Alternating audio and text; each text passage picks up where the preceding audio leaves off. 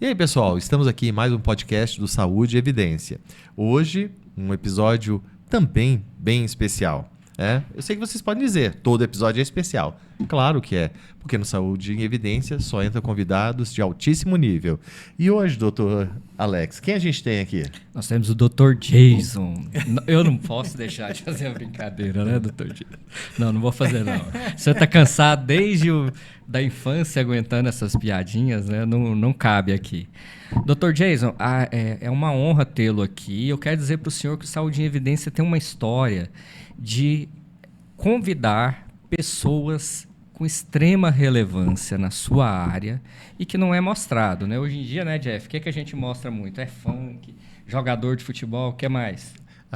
Infelizmente, tudo que é bizarro tem vez e voz, né? E as pessoas que fazem diferença, ainda mais numa área tão importante como a área da saúde, às vezes ficam ali no bastidor escondido, né? Dr. Jason, seja bem-vindo ao Saúde e Evidência. Eu gostaria que o senhor falasse um pouquinho dessa sua história, né? Do trabalho do senhor desse início, se apresentasse aqui para o nosso público. E sem esquecer, né, Alex? Ele trabalha com uma área super nova, que tem um impacto muito grande em todas as pessoas. Com certeza, e todo mundo vai precisar uma hora. Dr. Jason.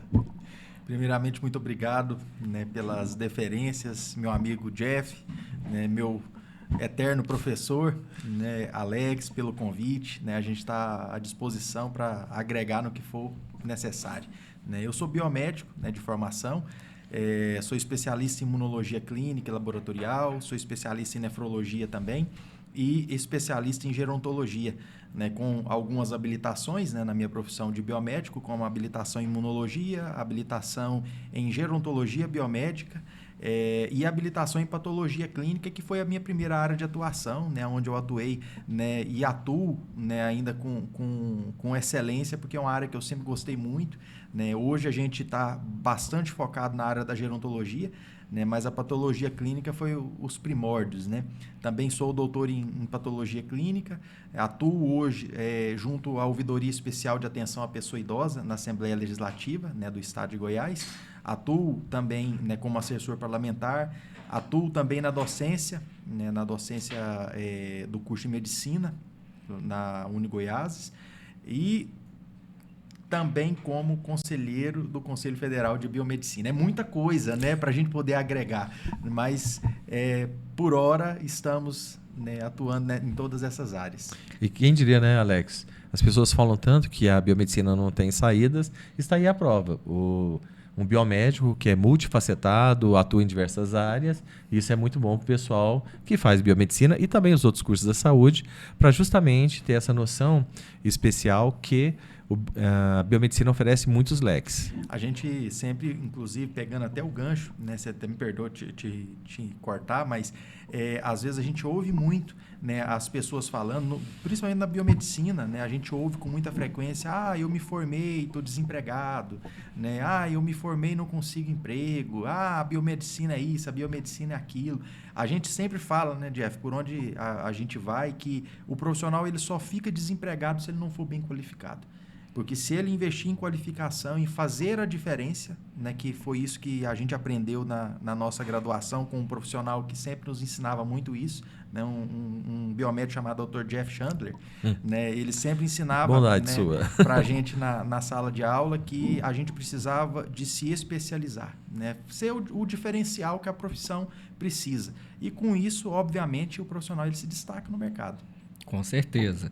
E assim, a maioria dos alunos, né, eles têm na cabeça ali, eu vou formar, é muito fácil, né? Por exemplo, é muito fácil o Dr. Jason falar isso, o Dr. Jeff falar isso, porque eles já estão posicionados, né? Mas é o que eu costumo dizer também, o conhecimento, ele é primordial, né? Sem a habilidade, sem o conhecimento, não adianta nada você também ter o diploma, o papel na parede. O que o senhor fez primeiramente na primeira habilitação do senhor? O que passou na sua cabeça? Assim, eu vou buscar essa área. O que te levou e também o que te levou para as outras áreas, doutor? Esse caminho ali. Eu sempre acreditei o seguinte: nada vem fácil na vida. né? Eu venho de uma família simples, né? Eu fui o primeiro da minha família que teve um curso de nível superior, né? Durante toda a minha graduação, do início ao fim, né? Foram muitas lutas para que eu conseguisse me graduar, né?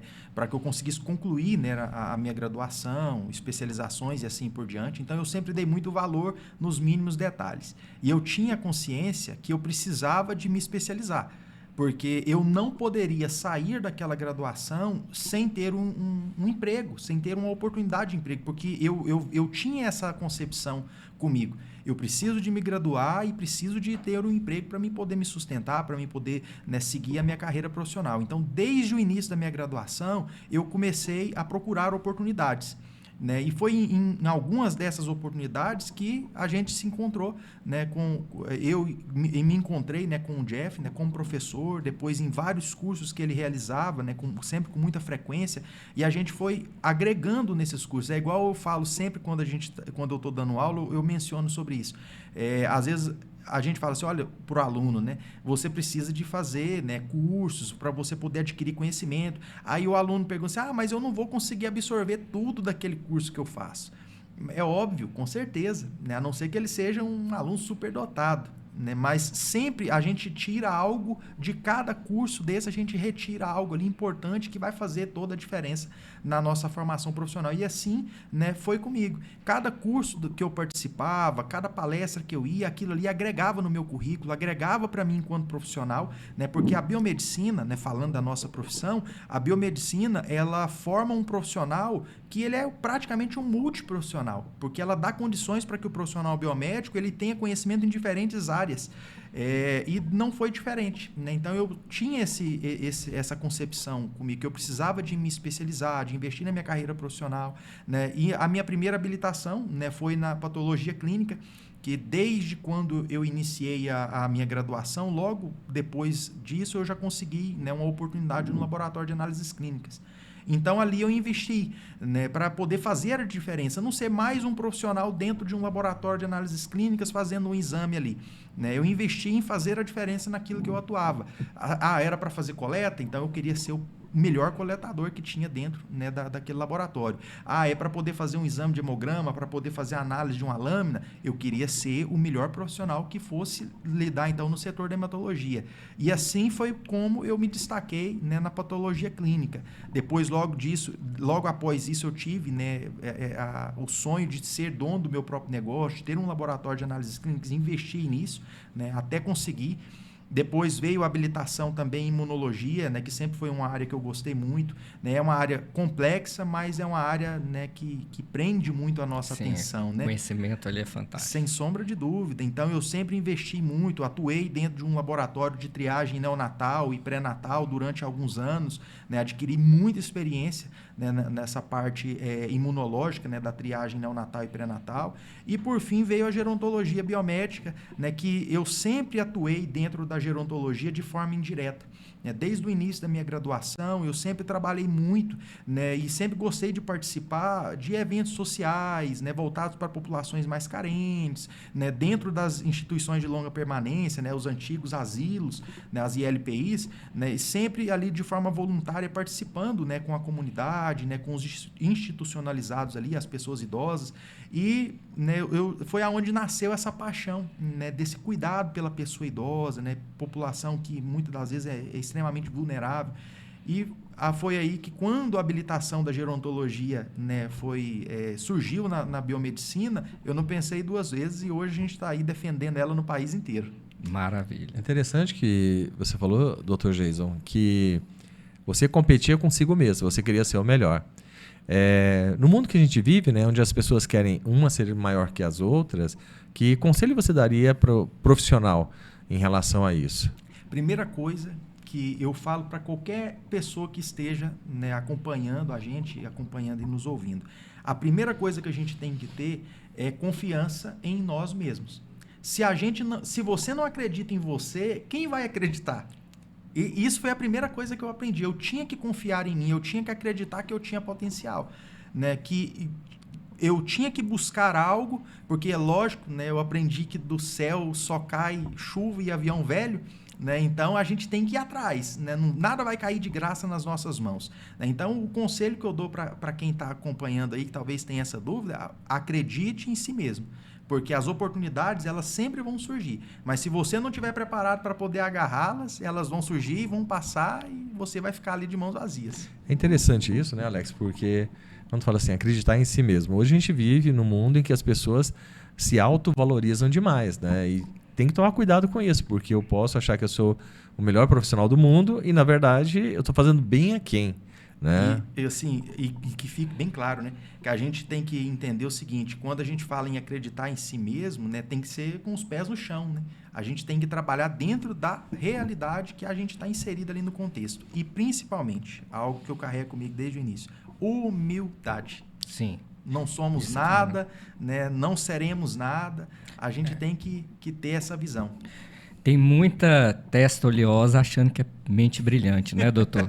E o Saúde em Evidência, desde o início, a gente detectava isso, vinha, né? Porque todo mundo fala que a internet é cheio de maus profissionais, né? Tem profissionais de todo nível, mas tem bons profissionais também, né? E é interessante a gente mostrar isso, que tem uma coisa em comum, né, Jeff, com a maioria desses bons profissionais, desses excelentes profissionais que a gente mostra. Todos são ocupados. Raramente, olha, eu vou falar raramente para ser educado, tiveram tudo na mão, tiveram oportunidade. E, assim, são profissionais que desenvolvem o conhecimento básico do início e vão aos poucos. Nada é de uma vez, né? E a maioria das pessoas hoje em dia acha que a posição que o senhor está, o Jeff hoje, eu brinco, mas eu brinco sério, né? Ó, eu fiquei emocionado, negócio tá ali. Fiquei assim, emocionado é um dos agora. maiores profissionais do mundo na área dele. Alguém aqui vai falar contra? Tem como? O conhecimento é assim, né, Dr. Jason? Se você tem um conhecimento real, verdadeiro, a nossa área muitas vezes fala assim, às vezes é difícil dialogar com um profissional prescritor, com um médico. Só que quem tem conhecimento dialoga de igual para igual. Não é isso? Com ou certeza. Eu estou errado? E, Alex, você sabe o que eu acho mais interessante em tudo isso que você está falando? É porque a gente tem, como profissional, primeiro, como profissional da saúde, a gente tem que entender que nada é imutável na saúde. Todos os dias a gente constrói algo. E da mesma forma é no conhecimento. Todos os dias a gente aprende. A gente nunca pode imaginar, como profissional, que a gente já chegou a um nível superior ao restante. E dar sempre valor ao network que a gente constrói, né, no decorrer da nossa carreira, desde lá da graduação. Eu falo muito do Jeff porque ele foi um exemplo para mim, né, e para os meus colegas de graduação quando ele foi nosso professor. Né? Quantos que tiveram a mesma oportunidade, mas não conseguiram absorver aquela visão que ele sempre passava para a gente dentro da sala de aula. Né? E eu olhava nele e pensava assim, eu quero ser um bom profissional, eu quero seguir a mesma carreira que ele está seguindo.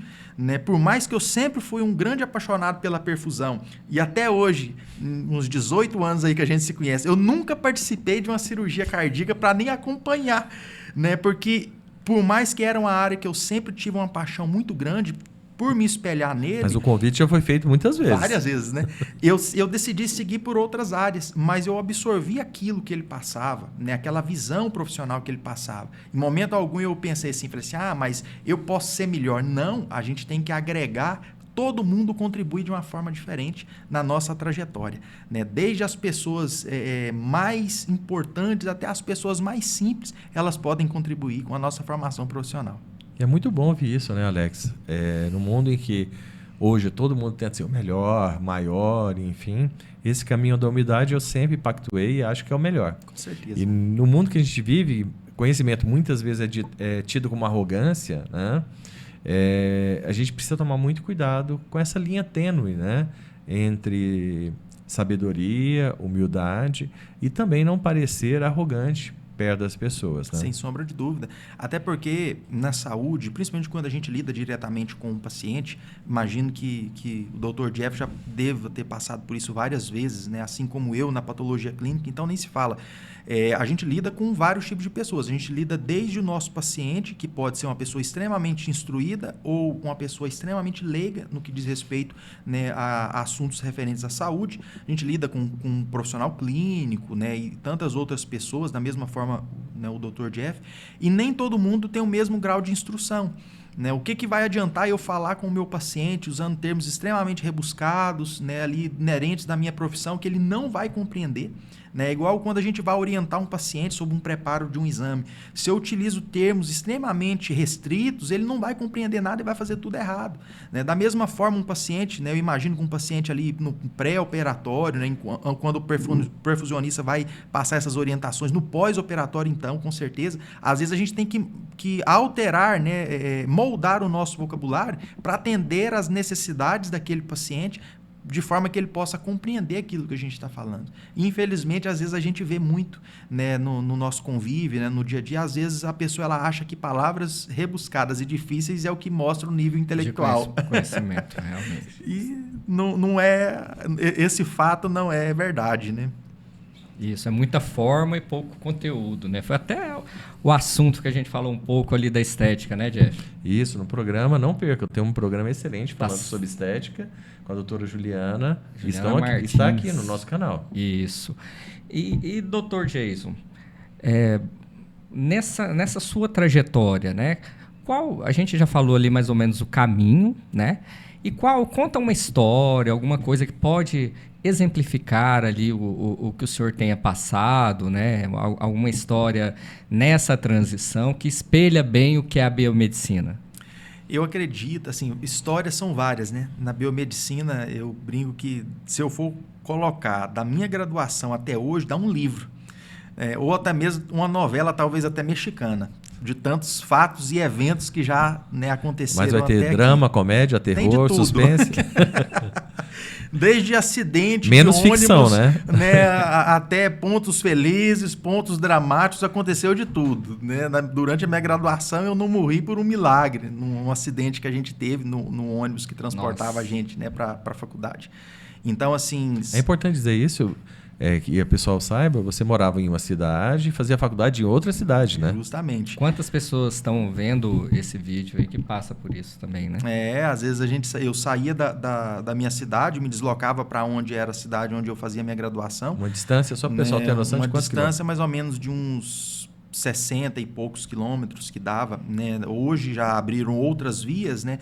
Mas na época a gente fazia um contorno imenso, né? Eu moro na cidade de Inhumas, né? Que fica aqui próximo à capital, e a minha instituição onde eu me graduei era na cidade de Trindade. Na época a gente, né, para quem conhece esse trajeto, a gente tinha que ir lá em Goiânia, né, pegar um desvio ali numa avenida que inclusive chama Avenida Inhumas, né, e pegava a avenida, né, a GO indo para Trindade, que aumentava, né, absurdamente o trajeto.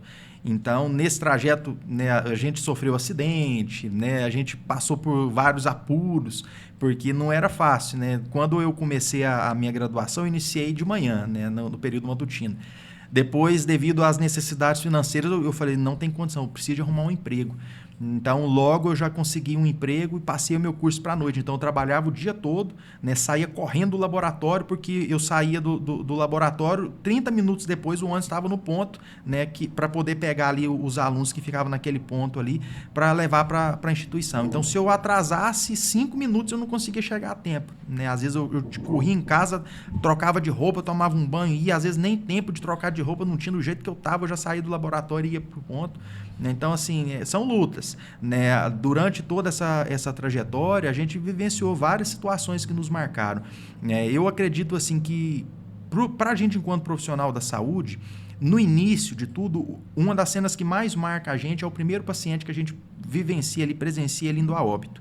Né? Porque dentro de um hospital, como eu lidei sempre durante muitos anos com a patologia clínica, né, na urgência e emergência, você vê indivíduos nascendo e morrendo o dia inteiro. E sempre o óbito, eu acredito que nenhuma pessoa está preparada para vivenciar. Né? Sempre é algo Com marcante. certeza. Então, o primeiro paciente ali que eu vi, né, indo a óbito ali junto comigo, né, já desde o início, eu tinha, né, me instruíram, né, deram essa instrução que a gente tinha que se especializar. Então, eu fiz um curso de primeiros socorros, né, e usei esse curso e uso ele até hoje, né, exaustivamente, porque quando você está na urgência e emergência não tem como. Eu trabalhava, né, eu tinha um laboratório no interior e muitas das vezes o paciente ele entrava em parada cardiorrespiratória, né, tinha pouquíssimos profissionais ali dentro do hospital para poder ajudar a socorrer o paciente e a gente, como eu já tinha uma experiência em primeiros socorros, eu entrava para dentro da sala e ajudar a reanimar o paciente. Né? Durante várias vezes a gente ficava ali 30 minutos massageando o paciente ali, tentando reanimar. No outro dia a gente estava com o corpo todo quebrado. Mesmo né? que não seja uma função, vamos dizer assim, sua, na urgência e emergência tem isso, né? É uma Você vida. é uma vida. Né? É uma vida e a gente não pode medir esforço. Por isso que a gente tem que se especializar, né? Se diferenciar, porque eu sempre falo isso, né? Aonde eu aprendi. Ver um paciente morrer, ver uma pessoa morrer é um evento muito ruim de se presenciar. Mas ver essa pessoa morrer e você não ter condições de ajudar é muito pior. Né? Então, eu acredito assim que vários episódios marcaram, mas o primeiro paciente que eu vi ali indo a óbito, né, que a gente fez de tudo que estava ao nosso alcance, né, enquanto profissionais da saúde, infelizmente não foi possível, né, salvar a vida dele. Ele entrou numa parada cardiorrespiratória e a gente reanimava, ele parava de novo, né, já era um paciente que tinha uma série de comorbidades. Então, o primeiro óbito foi desse paciente, eu nunca me esqueci. Quando ele fala de especialidades, né, a gente não pode deixar de perguntar, né, Alex? E a tal da gerontologia, que você disse que é apaixonado? Porque é algo muito novo e muita gente aqui talvez nem saiba que o profissional biomédico pode atuar na gerontologia e onde ele pode realmente fazer a diferença, né? Com certeza. A gerontologia, ela é uma especialidade multiprofissional. Muitas das vezes a gente vê falar muito de geriatria, né? Geriatria, isso é o mais comum. Né? Que é uma especialidade médica, né? Onde o profissional médico ele se especializa para fazer, né, o atendimento, prescrição, né, cuidados ali do paciente com mais de 60 anos, né? Que a pessoa idosa hoje no nosso país ela é considerada idosa a partir dos 60 anos de idade. E a gerontologia ela é uma área muito mais abrangente do que a geriatria. Eu sempre falo que a geriatria ela está contida dentro da gerontologia, porque ela é a gerontologia é uma área multiprofissional, onde ela congrega uma equipe interdisciplinar, né, com vários profissionais de várias expertises diferentes, com um único intuito: promover um processo de envelhecimento ativo e saudável. Esse é o objetivo dentro da gerontologia. E na nossa profissão, né, da biomedicina, ela surgiu em 2013, né, 2023, perdão, né, a habilitação em gerontologia então, biomédica. Bem jovem, né? Muito jovem. Né? E quando a gente assumiu a nova gestão do Conselho Federal de Biomedicina... Quando ocorreu isso, doutor Geyson? Em outubro de 2024. Então está bem recente, né? Muito recente. Né? Quando a gente assumiu, um dos primeiros pontos, né, que eu já havia identificado, né, desde o surgimento da habilitação era que a resolução ela precisava de algumas correções, né, para poder agregar e deixar a habilitação um pouco mais abrangente, para que as pessoas entendessem o que era a gerontologia e de que forma que o profissional biomédico poderia atuar dentro dessa área. Hoje o nosso país ele vivencia um processo de envelhecimento extremamente acelerado, né? Não só o nosso país, o mundo todo. Né? A gente tem, né, de acordo com a OMS, a ONU, né, a década mundial do envelhecimento, né, que compreende ali de 2021 a 2030, né, onde a gente tem aí expectativas que em 2030, né, o número de pessoas idosas vai ultrapassar o número de nascidos vivos.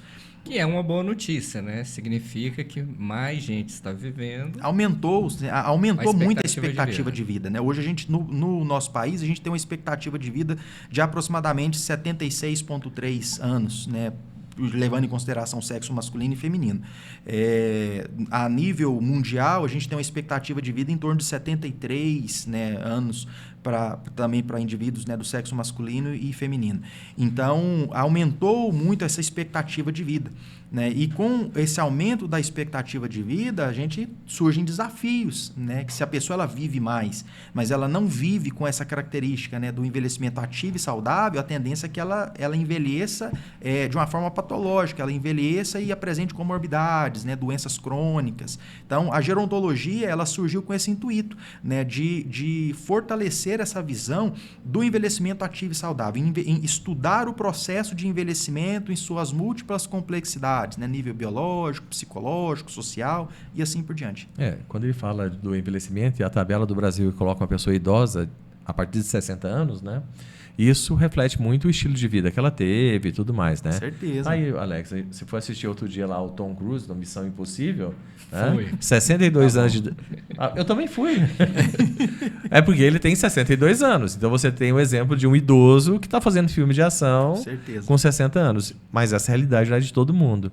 Então, Dr. Jason, especificamente, onde o biomédico está inserido na gerontologia? Já que você falou que é uma área muito ampla. Sim. O que ele pode fazer, melhor dizendo? O biomédico ele sempre foi um profissional que esteve muito envolvido dentro da pesquisa, né? Então, iniciando aí as atuações dele dentro da gerontologia, eu já inicio pela pesquisa e inovação, né? A pesquisa, principalmente no que diz respeito ao processo de envelhecimento, né, novas ferramentas para poder identificar, né, as doenças que... Mas isso diz, desculpa interromper, mas seria a pesquisa acadêmica ou a pesquisa clínica? A pesquisa clínica. Né? A pesquisa muita gente não sabe. O biomédico pode fazer pesquisa clínica? Pode, com certeza. E está inserido em vários contextos, né, no que diz respeito à pesquisa clínica. Que é uma área que cresce no mundo inteiro, né? Com certeza, porque quando a gente fala de saúde, se não tiver pesquisa, não tem saúde. É na pesquisa que a gente descobre as novas doenças, que a gente descobre não só a doença, mas o tratamento. Isso. É porque aqui no Brasil, quando a gente fala em pesquisa, a gente já pensa no setor estatal, né, Jeff? E não é bem assim, né, doutor? Justamente, com certeza. Tem um amplo mercado aí privado. E falta profissionais. Fica uma dica então para o pessoal que nos assiste, né? Pesquisa clínica pode ser uma excelente área de atuação para quem está aqui pensando no que fazer. Então, dentro da pesquisa, hoje a gente tem aí, dentro das doenças neurodegenerativas, né, uma das principais, né, o Alzheimer, que tem causado um transtorno aí a nível mundial, né, um grande desafio, né, do envelhecimento, e a gente carece extremamente de pesquisas nessa área, né, para poder tentar identificar, né, tratamentos que venham ali, pelo menos, paralisar, né, ou diminuir o sofrimento do paciente, porque é uma doença progressiva, né, que avança, né, com o passar dos anos, infelizmente, até hoje não tem, né, uma cura definitiva. E além da questão da pesquisa, a gente também tem outras áreas, né? Desenvolvimento também. Dentro da parte de desenvolvimento, a gente tem várias atuações para o profissional. Desde telemedicina, né? Desenvolver sistemas de telemedicina, teleatendimento, né? Que é aquele atendimento remoto, né? Que a gente vê hoje, né? Muito difundido na área da saúde. O profissional médico consegue atender o paciente à distância, né? Ali por uma ligação ou por uma videochamada. A gente tem os wearables, né? Que são aqueles dispositivos vestíveis, semelhante a um Apple Watch, né? Que faz aquele acompanhamento ali fisiológico, né? Aquele monitoramento do paciente à distância. Isso para pessoas idosas, principalmente que têm mobilidade reduzida, isso é muito satisfatório, porque aquele indivíduo ele vai conseguir ser monitorado à distância. Existem várias pesquisas hoje já que estão em andamento para desenvolvimento desse tipo de dispositivo. A gente tem também a atuação do profissional biomédico dentro da saúde pública, né? O profissional biomédico ele tem uma expertise maravilhosa para atuar dentro da saúde pública, porque ele tem uma visão multiprofissional do contexto, né? Multidisciplinar, melhor dizendo, do contexto da saúde. Então, a gente tem ali desde a atenção primária, né, de saúde, que o profissional biomédico pode estar inserido na equipe multiprofissional, né, de cuidados à pessoa idosa, no desenvolvimento de políticas públicas, né, que é essencial, né? A gente tem políticas públicas maravilhosas aí disponíveis hoje no nosso país, né, que fortaleceram demais a questão do processo de envelhecimento, mas ainda tem muita coisa que precisa de ser construída, né? E dentro desses espaços de decisão é onde a gente pode estar encaixado ali para poder fortalecer essas pesquisas. A gente tem um Estatuto da Pessoa Idosa, né, que já está bem, né, antigo. Uma ótima ferramenta, mas pode agregar. Inclusive, eu tinha um professor, né, que ele dizia que ele estava louco para fazer 60 anos porque ele ia ser enquadrado no Estatuto do Idoso. E ele se sobrepõe ao do adolescente. Então, ele podia bater nos alunos, que não ia acontecer nada. É uma visão distorcida do contexto, né? Então, além disso, né, a gente também trouxe a atuação do profissional biomédico, né, tanto na composição dessas equipes multiprofissionais. Hoje a gente tem profissional biomédico que pode atuar, por exemplo, na equipe de cuidados paliativos, né, que vai atuar ali com os pacientes na fase final, né, da sua vida por meio de uma doença incapacitante, né, ou paciente... Mesmo porque a conduta depende de exames laboratoriais, Com exames certeza, clínicos, né? e muita gente não compreende isso. Justamente. Então, ele pode compor a equipe, né, de cuidados paliativos, né, das instituições, e também assumir a responsabilidade técnica dentro das ILPIs, né, que são as instituições de longa permanência, complexos gerontológicos, né, que é uma estrutura bem mais elaborada, né, que congrega ali todas essas estruturas de cuidado à pessoa Aí idosa. ele seria o responsável técnico dessas Isso. instituições. Ele tem condição de assumir a responsabilidade técnica e de coordenar, né, a equipe multiprofissional, por exemplo, dentro de uma instituição de longa permanência, né, aqueles institucionalizados ali, os idosos que estão ali institucionalizados, eles precisam de um acompanhamento multiprofissional, porque eles ficam ali, eles não saem de dentro da instituição, né, como o caso, por exemplo, de um centro-dia, né, que a pessoa idosa ela vai para lá durante o dia, passa todo o dia ali desenvolvendo algumas atividades e no final da tarde ali ela volta para sua casa, né? Nas ILPs ele vai passar ali todo o dia, à noite e até os últimos dias da sua vida. Então, ali a gente precisa de ter uma equipe profissional, né, mais bem elaborada, e o profissional biomédico ele tem essa condição de assumir essa responsabilidade técnica, né, pela instituição, né, e também de coordenar a equipe multiprofissional. Olha, quanta área de atuação, né, Jeff? Muita. O Dr. Jason passou para a gente em pouco tempo aqui. Doutor, tem o pessoal que nos acompanha, né, nossos seguidores, é bem diversificado.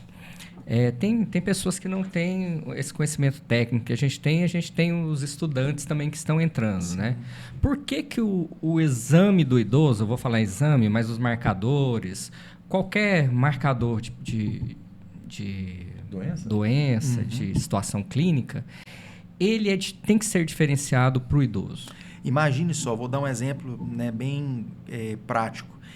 Às vezes, quando a gente fala de processo de envelhecimento, nem todo mundo consegue compreender esse contexto. Mas imagine só, o indivíduo com 60 anos de idade, né? Vamos colocar ali a idade do nosso documento, né? Que é a idade cronológica. Não vamos nem entrar na questão da idade biológica, que é uma outra realidade totalmente diferente. Durante 60 anos de vida, o coração desse indivíduo ele nunca parou de bater nem um só momento. Até porque se ele parar, ele vai ter que passar por uma série de intercorrências, de intervenções, né? Senão ele vem a óbito. Então, imagine só, o coração desse indivíduo, ele bate sem parar durante todos esses anos. O pulmão dele ventila, né, oxigena ali o sangue durante todos esses anos, né? O cérebro dele funciona durante todos esses anos. Então, existe um desgaste, né, fisiológico do nosso corpo, né? Porque o processo de envelhecimento, ele gera incapacidades fisiológicas, né? Não quer dizer que envelhecer, a pessoa vai envelhecer doente, né, de forma patológica. Mas com essa deterioração, né, dos nossos órgãos, né, do nosso sistema, né, do organismo, esse indivíduo ele vai começando a apresentar alterações, né, do funcionamento desses órgãos, desses sistemas, e automaticamente, né, os exames eles vão sofrer alterações que, na sua grande maioria, são alterações fisiológicas para a idade que aquele indivíduo possui. Então, o olhar de interpretação ele é totalmente diferente, né, do que a gente interpreta o exame, por exemplo, de uma criança ou o exame de uma pessoa adulta, porque as alterações elas se diferem por conta dessa deterioração, né, que os sistemas do nosso organismo eles apresentam, né, à medida que a idade avança. Então, determinados exames que a pessoa está olhando ali, às vezes alguns laboratórios, né, liberam homem e mulher, uhum, né? A questão da faixa etária também é importante. Essencial, né? A gente tem, por exemplo, vou citar um exame que a gente tem uma alteração dele à medida que o indivíduo ele envelhece, a creatinina, um marcador de função renal. Nem cito a questão da ureia, porque a ureia ela é um marcador de função renal indireta, né? O mais utilizado, amplamente utilizado, é a creatinina. À medida que o indivíduo envelhece, ela tende a aumentar os seus níveis. Então, se às vezes a pessoa ela foi avaliar ali só por valor de referência, às vezes ele vai ter uma interpretação totalmente distorcida da realidade daquele paciente. Mas quando ele identifica, ele analisa, por isso que eu falo e às vezes compro uma briga, né, com nossos colegas médicos, né, ou não desmerecendo, né, todos nós somos importantes na nossa profissão em cada área que a gente atua, mas o profissional biomédico ele tem uma expertise muito grande, né, e o profissional clínico inteligente ele valoriza o bom profissional biomédico, né, porque a gente tem uma visão dessa parte fisiológica, metabólica do organismo muito ampla.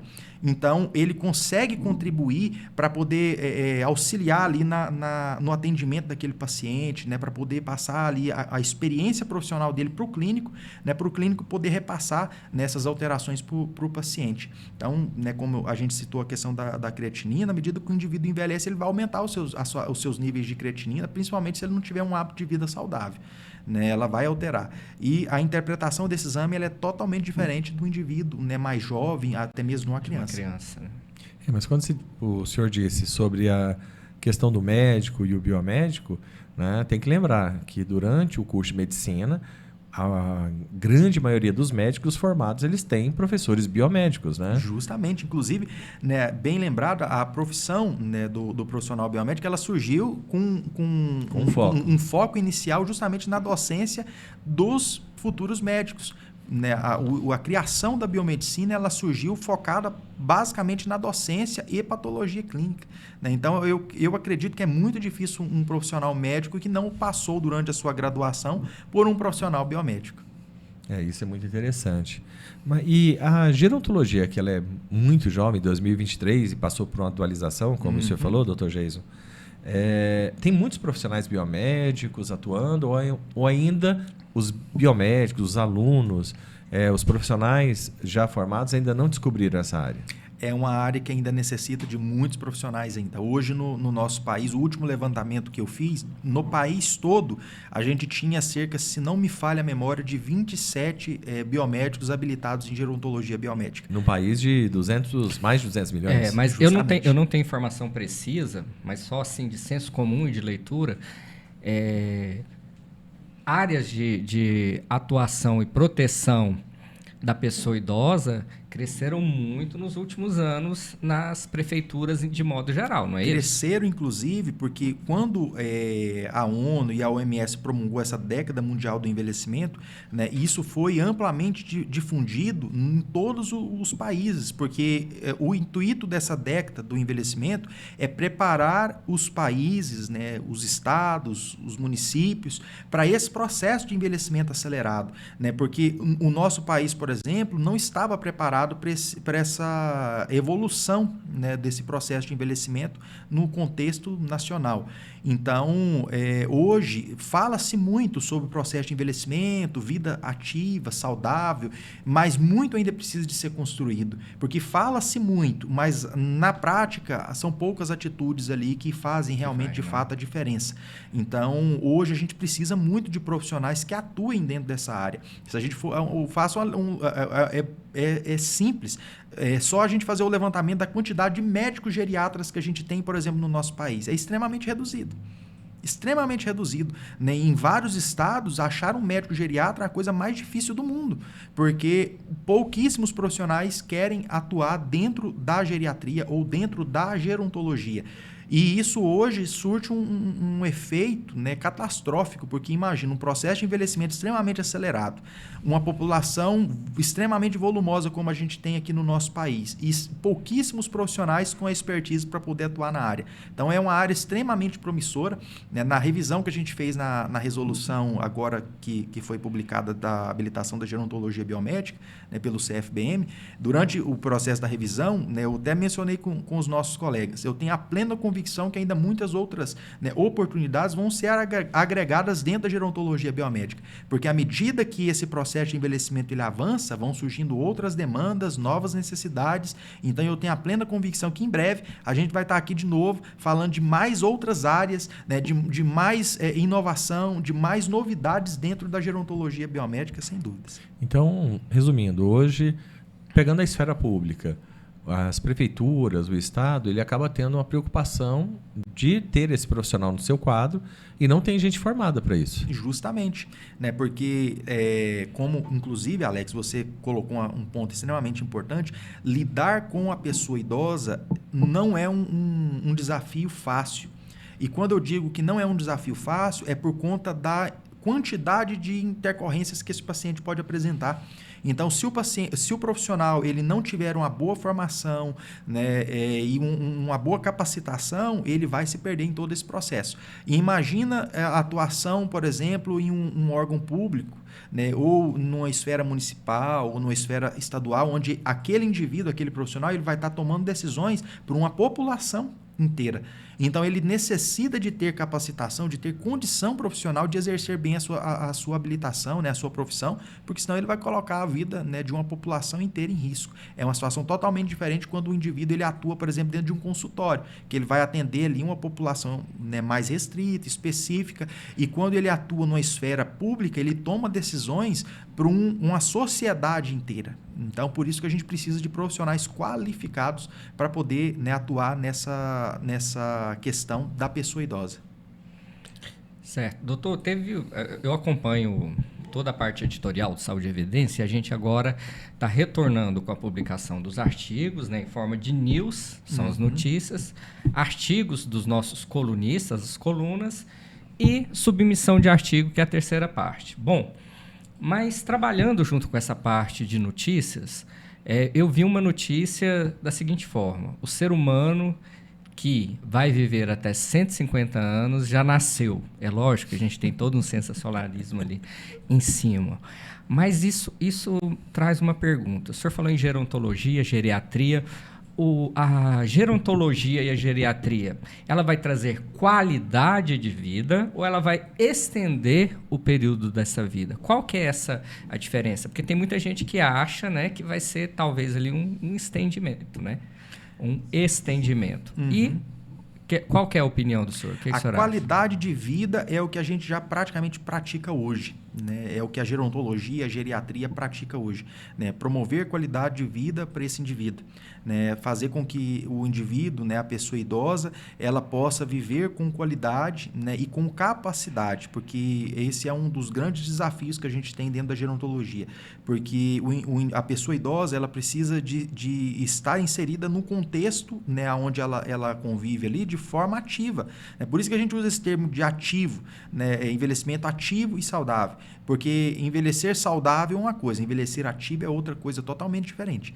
Então, eu acredito que a questão da longevidade ela vai acontecer por meio das pesquisas que a gente, né, tem desenvolvido e muitas outras que ainda virão, né, para poder, por exemplo, barrar esse processo de envelhecimento. Já pensou se a gente consegue, por exemplo, uma pesquisa que consiga, né, ali barrar os processos senolíticos ali, né, da senescência celular, né, que é esse processo de envelhecimento, né, ou para poder estudar ali a questão da telomerase, encurtamento dos telômeros que acontece, né, também com o processo de envelhecimento. As células elas vão parando de se multiplicar e isso está relacionado com o aumento da longevidade. Então, isso pode acontecer de acordo com o avanço das pesquisas. E a qualidade de vida é o que a gente consegue promover hoje com aquilo que a gente já tem de concreto, de estudos, né, onde a gente consegue dar a qualidade de vida, melhor expectativa de vida, né, para que esse indivíduo ele possa viver mais, né, e possa viver com qualidade de vida.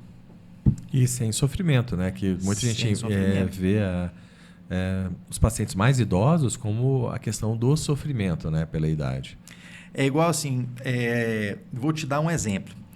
A dona Maria, ela tem 85 anos de idade, ela é uma paciente diabética, hipertensa e com um quadro de aterosclerose. E a dona Joana, ela também tem 85 anos de idade, não tem nenhuma comorbidade. Qual dessas duas pacientes vocês acham que teria mais expectativa de vida? Eu iria na segunda, porque não tem comorbidade, enfim. Depende. Mas... Eu vou um contrassenso aqui, né? Uma experiência. Eu tive. Vamos entrar na brincadeira. Estão dividindo as oportunidades. Eu tive 2 parentes aqui, né? Um tinha toda essa comorbidade que você me falou, mas ia no médico. O outro não tinha, mas não procurava o serviço de saúde. Essa aqui foi embora mais cedo. Olha só. Aí, né, a minha opinião foi justamente porque, baseado só no que foi dado, obviamente, que sem comorbidade, teoricamente, você vive mais. No entanto, se eu não tenho boa assistência, enfim, isso não adianta nada. Isso. Você, Jeff, falou algo no início da sua fala extremamente importante. Tudo depende do contexto que a pessoa envelhece. Uhum. A primeira idosa, ela tem essa série de comorbidades, mas ela é uma idosa que tem uma vida ativa. Ela consegue, por exemplo, realizar, né, as suas transações bancárias, ela consegue ir ao supermercado e fazer suas compras, ela consegue, né, ter o convívio ali com a sua família, mesmo com todas essas comorbidades. A segunda paciente, ela não tem nenhuma comorbidade, mas só que ela vive isolada dentro de casa, ela já aumentou o risco de queda dela e teve várias quedas dentro de casa, porque ela, funcionalmente falando, ela tem um nível de incapacidade maior.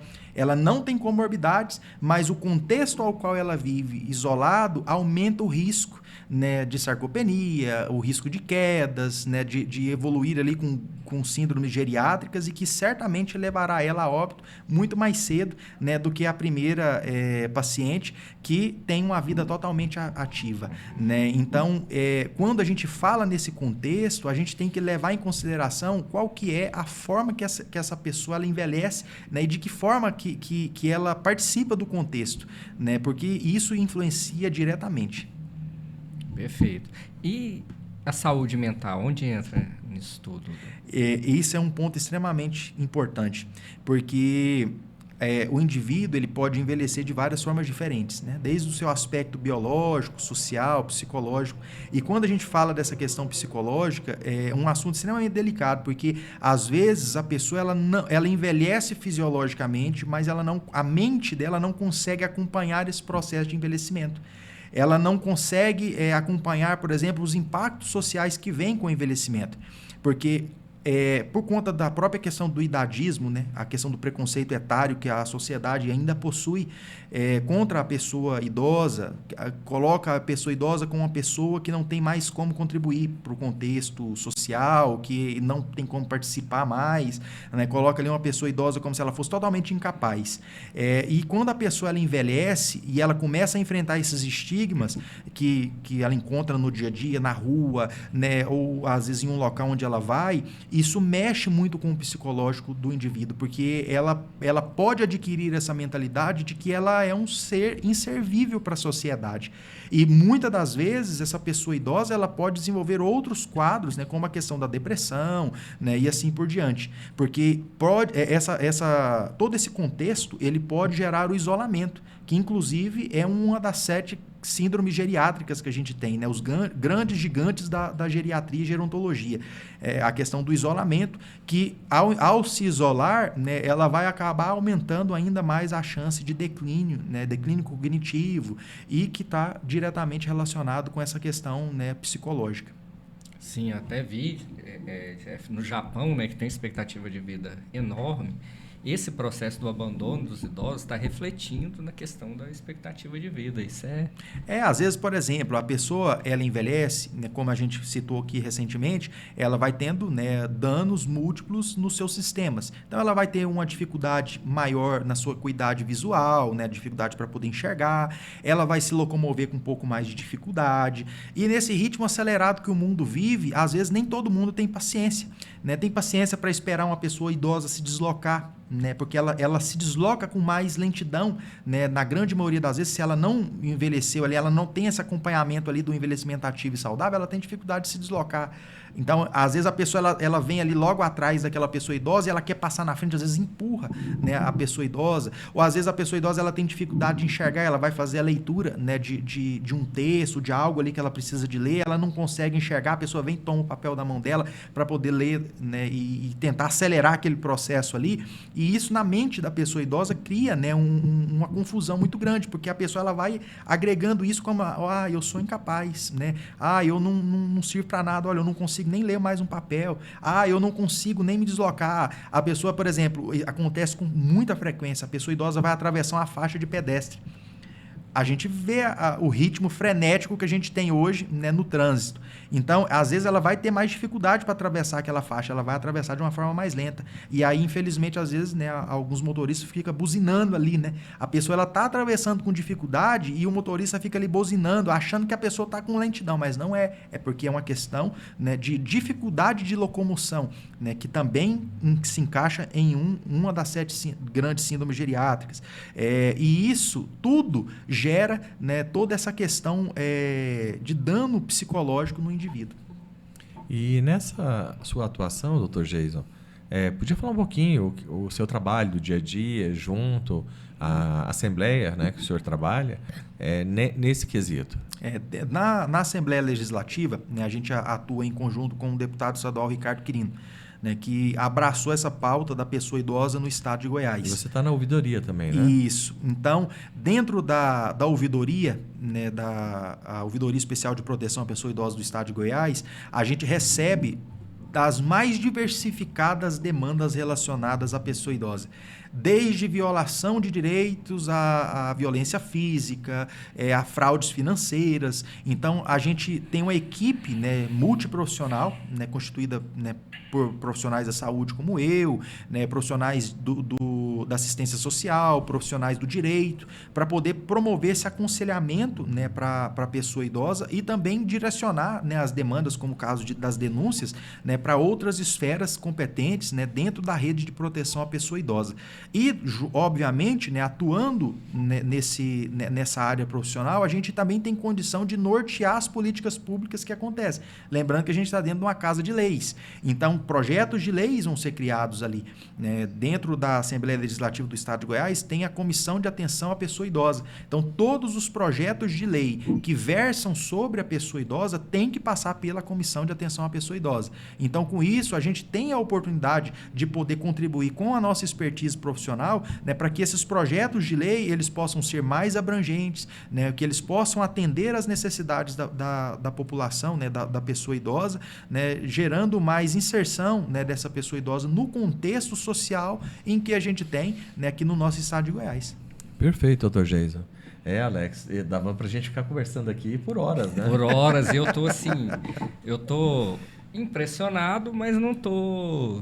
Mas eu já sabia disso, né, pela qualidade do nosso convidado aqui. E a gente tem que começar a pensar já, né, Alex? Daqui a pouco a gente vai precisar, né? Eu não queria tocar nesse assunto. Eu fui ficando assim, meio que depressivo. Mas você falou uma verdade. A gente tem que se preparar, né? Uma verdade que é clara, né? Todos nós, se dermos sortes, vamos ser idosos. Isso, se dermos sorte. Eu falo sempre, Alex e Jeff, sempre onde a gente vai para fazer uma palestra sobre gerontologia biomédica, né, sobre essa questão do processo de envelhecimento, eu falo o seguinte: se nós não falarmos hoje, né, desse envelhecimento, desse processo de envelhecimento, se a gente não lutar hoje pelo desenvolvimento dessas políticas públicas, né, que apoiam esse processo de envelhecimento ativo e saudável, quando nós chegarmos lá, o que vai estar nos esperando? Mesmo porque, né, as pessoas estão optando por não ter filhos ou, às vezes, um só filho. E aí? Diminuímos, isso aí é um problema mundial, né? A gente tem vários países aí, como a China, o Japão, hoje, que enfrentam desafios por conta disso. Uma redução da taxa de natalidade extremamente drástica, né? Um controle de natalidade extremamente rigoroso. Hoje, as pessoas envelheceram, não tem mão de obra, né, para poder atuar em vários países aí. Então, isso é uma dificuldade mundial, né, que o Brasil, inclusive, pode enfrentar ela em curto espaço de tempo. Né? Se a gente for pensar, desde do surgimento dessa década mundial do envelhecimento em 2021, nós já estamos em 2025, tem 5 anos aí para a gente chegar em 2030. E a gente precisa de falar sobre isso, porque se a gente não construir essas políticas hoje, lá na frente a gente vai se deparar com uma triste realidade. Então, não é uma questão de fazer uma política hoje para atender a pessoa idosa, mas é para, sim, atender a pessoa idosa e atender as pessoas que estão caminhando, né, para esse processo de envelhecimento.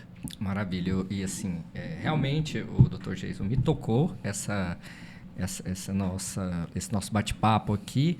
Em primeiro lugar, pelo seu preparo, né? Fantástico, desde o conhecimento de base até lá em cima. Eu tenho orgulho desse aluno. E por ter pessoas dessa qualidade, eu estou aqui enchendo a bola, é porque merece. Dentro da esfera política, é o que a gente precisa, né? Eu acho que nesse momento é o que a gente mais precisa discutir, é qualidade ali dentro da esfera política, resolver os problemas da população. E a gente vê ali, né? A gente que é da área, né, Jeff? A gente sabe quando a pessoa realmente tem conhecimento e tem preparo. E assim, eu queria dar os parabéns para o senhor, para o deputado Quirino, não é isso? Isso. Pela iniciativa, não tem problema nenhum em falar isso aqui, não conheço até. E assim, eu gostaria que mais pessoas, né, participassem desses projetos com as pessoas idosas, né, darem mais ênfase a isso, porque, como você falou, as pessoas mais carentes hoje, mais queridas da nossa vida, né? A maioria delas são idosas já e a gente vai para isso. Com certeza. Então, assim, queria te dar os parabéns, né, Jeff? E estamos, assim, muito, muito agradecido pela sua presença aqui. Eu agradeço imensamente, né? E o que eu sempre, né, gosto de falar, principalmente para os nossos acadêmicos, né, do curso de biomedicina, que a gente precisa de profissionais. Por onde a gente vai, né? A gente já foi em vários estados, né, aqui do nosso país, Alagoas, Rio de Janeiro, né, no Rio Grande do Sul, aqui em Goiás, então nem se fala, né? A gente tem algumas outras agendas aí, né, lá para o Maranhão, também em Maceió, em Aracaju, né? Aonde estamos indo, estamos falando sobre a gerontologia biomédica, sobre esse processo de envelhecimento, e a gente precisa de profissionais, né, para poder atuar nessa área. Então, é uma área extremamente vasta, ampla e que precisa de pessoas qualificadas, né? Porque se nós não formos qualificados, a gente não vai fazer diferença em nada que a gente for realizar. Perfeito, doutor Geis. Fico muito feliz com isso, né? Já conheço há muito tempo, né? Lá no início da faculdade, e é muito bom ver o crescimento de pessoas competentes, honestas e que fazem o trabalho correto. A gente vai, se autorizar, a gente vai deixar contatos e quem tiver interesse vai poder entrar em contato com o Dr. Geis para saber como é que eu me especializo nessa área, eu tenho dúvida na gerontologia, como eu posso, de repente, ter uma ideia e levar isso para o poder público. Pode ser, Dr. Geis? Pode, com certeza. Né? Tem aí o nosso Instagram, né, que fica à disposição. Né? Quem quiser mandar mensagem lá no direct, como eu recebo muitas mensagens, né? Doutor, como que eu faço para entrar na gerontologia biomédica? Né? Como que eu me especializo? Aonde que eu faço um estágio? Né? A gente recebe isso lá com muita frequência e eu respondo todas. Às vezes demora um pouquinho, mas eu respondo. Né? Tem também o e-mail, né, que pode também, a pessoa quiser enviar uma dúvida, sugestão, críticas, né? A gente está aberto ali e a pessoa ela pode, né, usar desses meios para poder entrar em contato conosco e a gente com certeza vai responder a todos. Perfeito. E hoje, Alex, o encerramento é com você. Comigo? Sempre. Então tá bom. Pessoal, por hoje é isso, né? Fiquem de olho. É para cá? Ah, tá. Aqui. Tô falando que é para cá. A produção tá falando que é para cá. Eu sempre olho para a câmera errada. Tudo bem. Então, quero que vocês fiquem de olho. Site novo, portal novo, tá saindo. Eu sei que eu tô falando isso já há uns 3 episódios, mas é porque demora mesmo, mas tem surpresa boa por aí. Os nossos canais no YouTube já estão preparados, já podem entrar, todos os episódios estão lá. E quero agradecer vocês por nos acompanhar por mais esse episódio. Muito obrigado.